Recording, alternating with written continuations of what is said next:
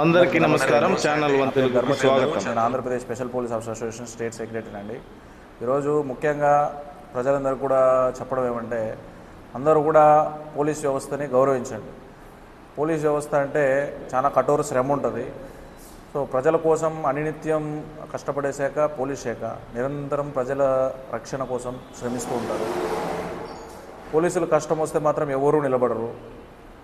పండగ వచ్చినా పోలీసు కావాలి, రోడ్డు మీద యాక్సిడెంట్ జరిగినా పోలీసు కావాలి, మన ఇంట్లో దొంగతనం జరిగినా పోలీసు కావాలి, ఎలక్షన్ వచ్చినా పోలీసు కావాలి, ఆ ఓటింగ్కి పోలీసు కావాలి, ప్రజాప్రతినిధులందరికీ కూడా పోలీసులు కావాలి.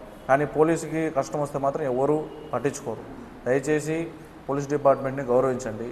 పోలీస్ అనే వ్యవస్థ లేదు అంటే దొంగతనాలు జరుగుతాయి, దోపిడీలు జరుగుతాయి, మర్డర్లు జరుగుతాయి, పక్కింటోళ్ళు కొట్టుకుంటారు, ఇంకొకరు వీళ్ళు వచ్చి దాడి చేస్తారు, ఎన్నో అనర్థాలు జరుగుతాయి. పోలీసుని గౌరవించడం లేదు. యువత కూడా సరే, యువత చాలా వరకు చెడు అలవాట్లకు బానిసలుగా మారుతున్నారు. ఈ చెడు అలవాట్లకు బానిసలు మారుతున్న పోలీసులు ఏమీ చేయలేరు. పోలీసుని చులకనగా చూస్తున్నారు.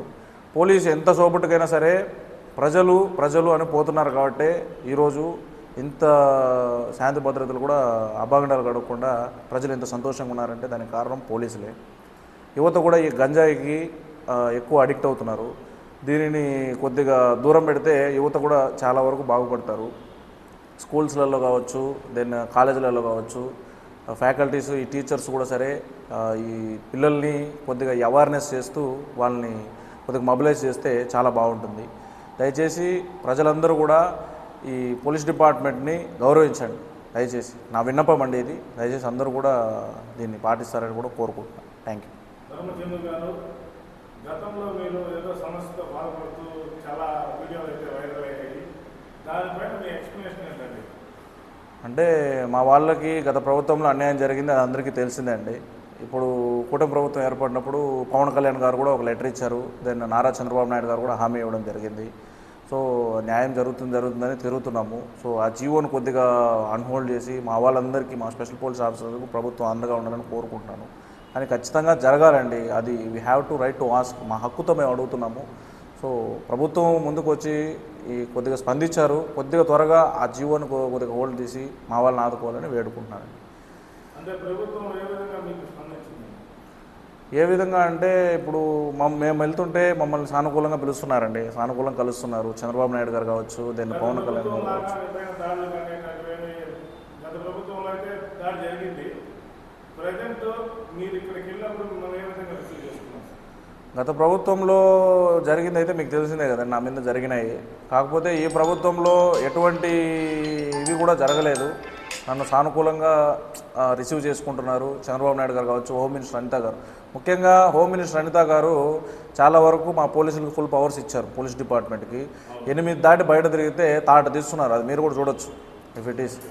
కాబట్టి ప్రభుత్వం బాగానే పనిచేస్తుంది. ప్రజలు కూడా కొద్దిగా పోలీస్ డిపార్ట్మెంట్కి మద్దతు పలికితే బాగుంటుంది. ఇంకా మీరు ప్రభుత్వాన్ని నుంచి ఏమి ఆశిస్తున్నారు?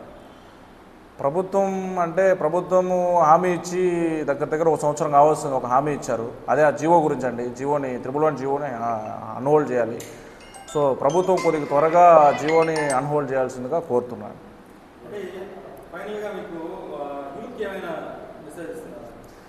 యూత్ అంటే సమాజంలో ఉన్న ప్రజలు కావచ్చు, దాని నెంబర్ 1 ముఖ్యంగా యూత్కి చెప్పడం ఏమంటే అందరూ కూడా ఈ మద్యానికి, దాన్ని గంజాయికి, ఇటువంటి చెడు అలవాట్లకి బానిసలు అవుతున్నారు. దయచేసి మీరు బాగా చదువుకొని అందరూ కూడా సరే ఈ గ్రూప్స్ కావచ్చు, దెన్ స్టేట్ సర్వీస్ ఎగ్జామ్స్ కావచ్చు, ఇట్లాంటి వాటికి రాసి మీరు కూడా సరే ఉన్నత స్థాయికి చేరుకోవాలి. ఇప్పుడే ఈ చెడు అలవాట్లకి, ఇట్లాంటి వాటికి గంజాయికి బానిస అయితే ఫ్యూచర్ అనేది ఎవరికి కూడా ఉండదు. దయచేసి పోలీస్ డిపార్ట్మెంట్ని గౌరవించండి. అలాగే మీరు మీ కుటుంబ సభ్యుల్ని, ఫస్ట్ ఆఫ్ ఆల్ మీ అమ్మ మీ నాన్నని గౌరవించండి. తల్లిదండ్రులను గౌరవించాలంటే ఆటోమేటిక్గా మీరు ఎప్పుడూ గొప్ప స్థాయికి వెళ్ళినట్టే. దయచేసి యువత కూడా సరే తల్లిదండ్రులు గౌరవించి 9, 11 తర్వాత ఎవరు కూడా సరే 10, 11 తర్వాత ఎవరు కూడా బయట తిరగద్దండి. ఎక్కువ రేసింగ్లకి ఇట్లాంటి వాటికి పాల్పడుతున్నారు.